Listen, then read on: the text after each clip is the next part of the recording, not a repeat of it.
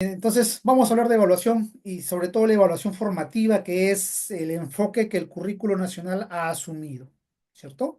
Es el enfoque que se busca que simplemente en toda la educación básica, en inicial, primaria, secundaria.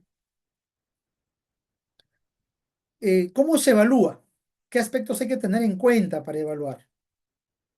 Nosotros leemos no recuerdo ahorita el capítulo del currículo, donde nos habla de la evaluación de competencias y básicamente señala estos puntos. Punto número uno, comprender la competencia por evaluar. Comprender la competencia se vuelve básico, se vuelve fundamental por dos razones. Una, para planificar y otra para evaluar, ¿cierto? Porque yo conozco la competencia, yo voy a saber qué voy a lograr. La competencia construye interpretaciones históricas, ¿cierto? A, me pide que mi estudiante interprete críticamente fuentes diversas. Segundo, que comprende el tiempo. Tercero, que evalúe o que elabore explicaciones sobre procesos históricos, ¿cierto? Entonces, sus capacidades. Y cada capacidad tiene lo suyo. En la capacidad comprende o interpreta críticamente fuentes diversas, me permite que identifique el mensaje de la fuente, que interprete o que identifique la perspectiva del autor, ¿cierto? Que evalúe la fiabilidad de la fuente.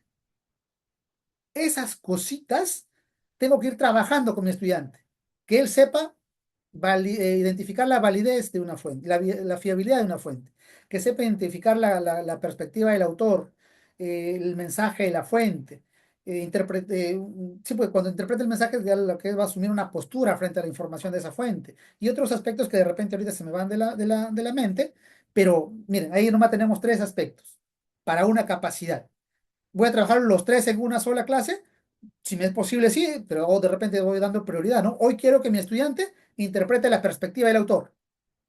Entonces le voy a dar fuentes que identifiquen el contenido de la fuente, el mensaje de la fuente, pero también que ellos investiguen o que lean quién fue el autor, dónde vivió, a qué clase social pertenece, a qué filiaciones políticas tuvo, y por eso este señor opinaba esto, porque él pertenecía a la clase obrera, por eso defendía a los obreros en este tiempo de la lucha por las 8 horas, ¿no? Entonces, se entiende. Y eso es la perspectiva del autor, lo que hay tras, ¿no? La perspectiva del autor es lo que hay tras de lo que dice el autor, hay toda una connotación de cultura, economía, política, que caracterizan al autor como persona. Hoy quiero que mis estudiantes interpreten, desarrollen esta parte. La próxima, quiero que la fiabilidad de la fuente, y así, ¿cierto? La otra capacidad, que es, comprende el tiempo. ¿Qué cosa voy a trabajar ahí? Secuencialidades. ¿Qué voy a trabajar? Cambios y permanencias, duración del tiempo, eh, simultaneidades, por decirlo menos. Y tengo que diseñar mis estrategias para eso. Cambios y permanencias. Un cuadro comparativo donde el estudiante identifique las semejanzas y diferencias, donde las diferencias seguramente serán los cambios y las semejanzas serán las continuidades de un proceso a otro, antes y después de la independencia, antes y después de la guerra mundial, de la Guerra Fría, que es un proceso histórico, más que acontecimiento, un proceso histórico, ¿cierto? Y en esa línea, cuando vamos el día de hoy, a ver, pues, dentro de la evaluación formativa, también mi criterio de evaluación irá por ahí, ¿cierto? Si yo estoy trabajando, quiero que mi estudiante identifique cambios y permanencias, en el criterio de evaluación dirá eso, pues, con respecto a un tema o a un acontecimiento o proceso determinado. Cuando hablo de la capacidad de elaborar explicaciones históricas, tiene que el estudiante conocer causas, consecuencias, relevancia histórica, conciencia histórica. Y entonces, en mis clases, yo diré, voy priorizando. Hoy esto, o voy viendo, ¿no? Mi estudiante ya esto han comprendido muy bien lo que son las causas, pero le falta todavía trabajar lo que son consecuencias, no lo entienden muy bien. Cojo un proceso histórico determinado, y entonces ahí voy que los estudiantes comprendan consecuencias.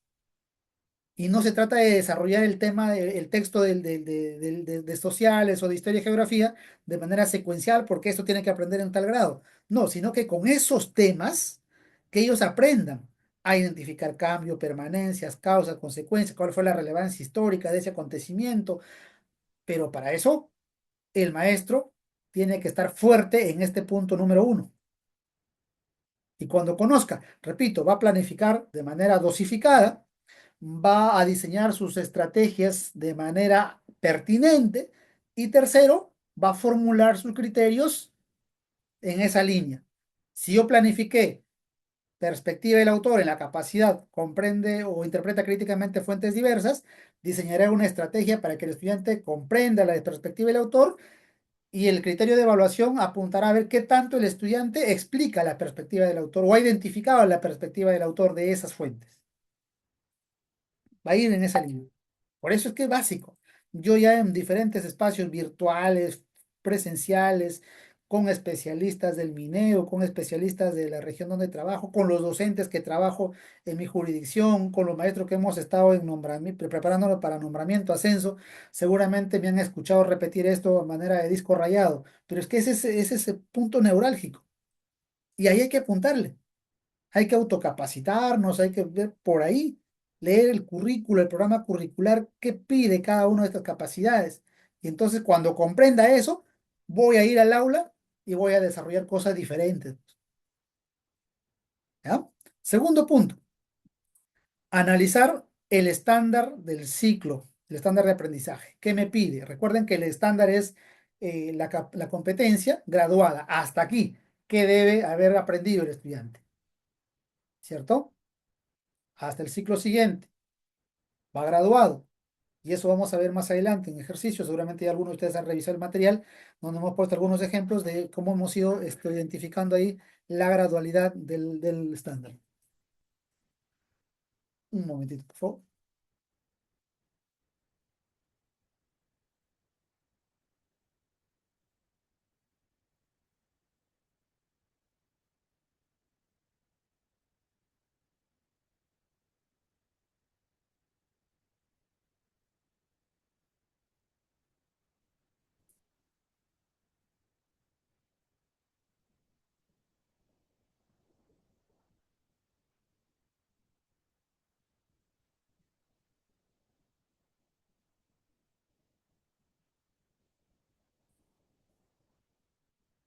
Ya.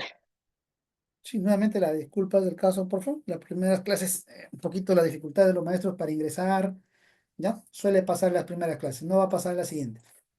Entonces, vamos a ver más adelante, le decía esto, cómo ver, pues, esto, conocer el estándar y cuál es la diferencia entre uno y otro, porque eso también nos va a ser muy importante para lo que viene en la clase 2, ¿cierto? Que es construcción de instrumentos. La idea es construir una rúbrica la siguiente semana y conocer el estándar es clave, porque eso nos va a permitir no solamente formular los criterios, sino nos va a permitir graduar los criterios o los desempeños del estudiante, nos va a permitir graduarlos de acuerdo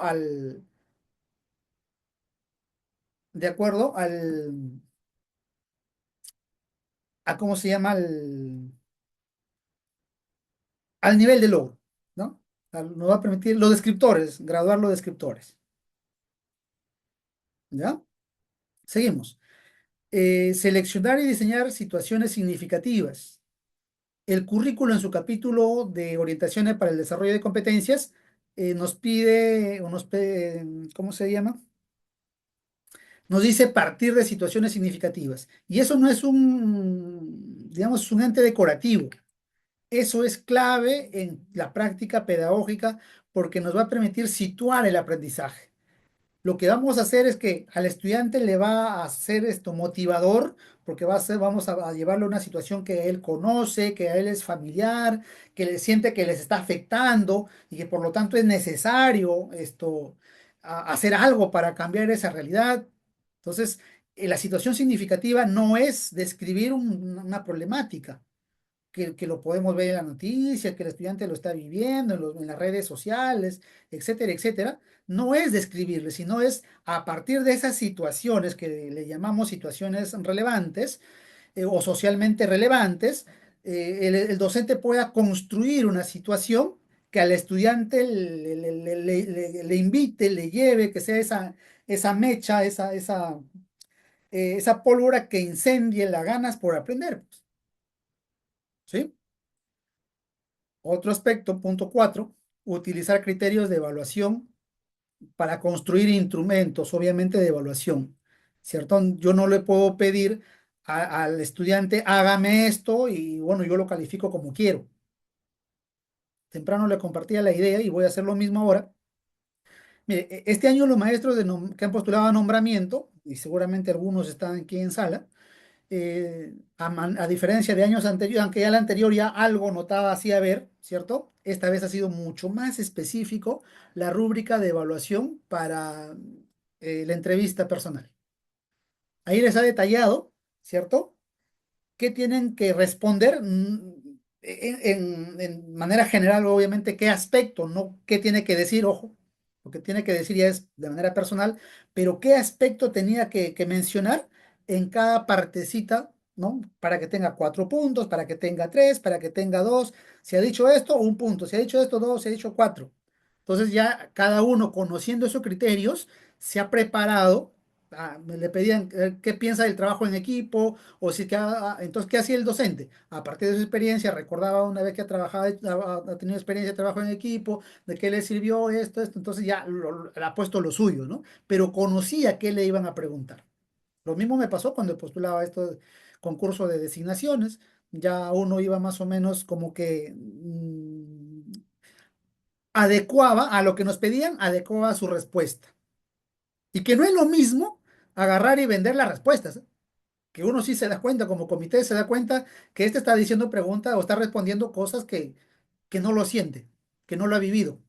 Son cosas muy diferentes. Por ahí comenzaron a vender las respuestas, respuestas a la entrevista. Eso no está bien. Basta con que conozcas qué te van a preguntar, elabora tu respuesta, ¿cierto? Entonces, la importancia de construir o de conocer los criterios de evaluación.